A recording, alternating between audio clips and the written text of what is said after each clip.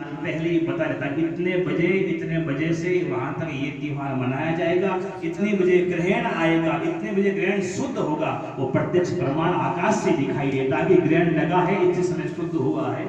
इसलिए हमारा सनातन धर्म वैज्ञानिक रहा है, केवल एक दिखाने के लिए नहीं, एक रियल उसने अनुभव किया, प्रैक्टिकल करके उन्होंने। इसलिए जीवन के अंदर हमें कुछ करते रहना चाहिए, कुछ इसलिए। और दूसरी आपने तीसरी एक बात और भी बताई कि तुलसीदास महाराज ने जो रचना करी, उन्होंने कहा शांति सुखाय तुलसी रघुनाथ गाथा। उन्होंने किस लिए? अपने सुख की शांति के लिए। किंतु कहते हैं ना कि अपने घर में चमेली का पौधा लगाएंगे ना तो पड़ोसियों को भी खुशबू मिल जाएगी, अपने आप को उसके फूल सब जगह खिल जाएंगे और सब जगह प्रसन्नता हो जाएगी। जो अपने लिए सुख मिलेगा तो औरों को भी सुख पहुंचा पाएगा, और जो स्वयं व्यक्ति दुखी होगा औरों को क्या सुखी कर पाएगा।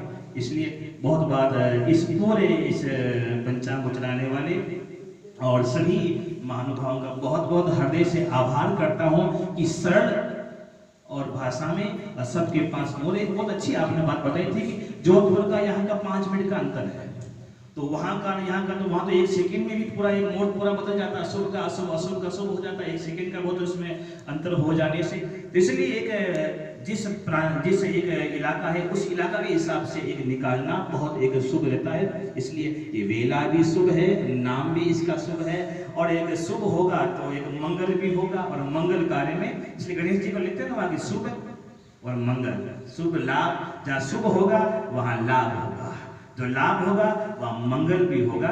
इसलिए मंगल भवन अमंगलहारी, तो भगवान का नाम लेकर के, और इस प्रकार से हम ये अलग अलग, क्योंकि इतने अलग अलग पंचांगों में कभी ज्यादा कुछ उलझेंगे तो कुछ सार निकल के नहीं आता है।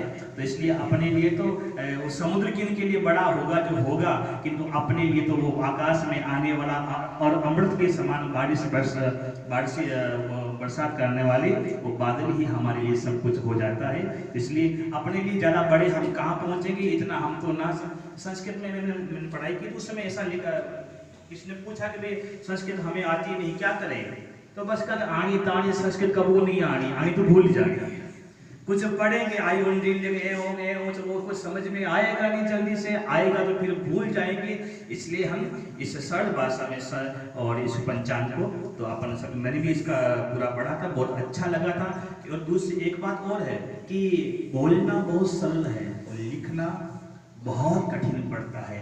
बोल के मान लो निकल गए, सुनने वाले 10 लोग 50 लोग 100 लोग हो गए, किंतु जब लिख लिया जाए तो मौखिक में भी आपने किसी को ये मेरी संपत्ति तेरी है, बोलने से कुछ नहीं होगा, तो वह लिख दिया तो फिर वो बहुत अच्छा एक प्रमाणिकता हो जाता है। इसलिए सच में कोई भी आपने लिखना बहुत कठिन पड़ता है। घर में शादी की एक कुकुपत्री छपानी होती है, तुम्हें खबर है ना कितनी मुश्किल थी जाए, बिल्कुल इसमें इसका नाम आगे लिखना, पीछे लिखना, मात्रा ऊपर नीचे हो गई, वो हो गया, इसलिए करना बहुत कठिन होता है। हमारे रोकड़े साहब जी विराजमान है, जैसे ये सेवा भाव है, और सेवा बोलते हैं कि सेवा करो सेवा पाओ मेवा, किंतु सब सेवा करते हैं ना जब खबर पड़ती है, क्योंकि बोलने में जबान हलती है और करने में पूरा शरीर को हिलाना पड़ता है, इसलिए बहुत कठिन काम पड़ता है।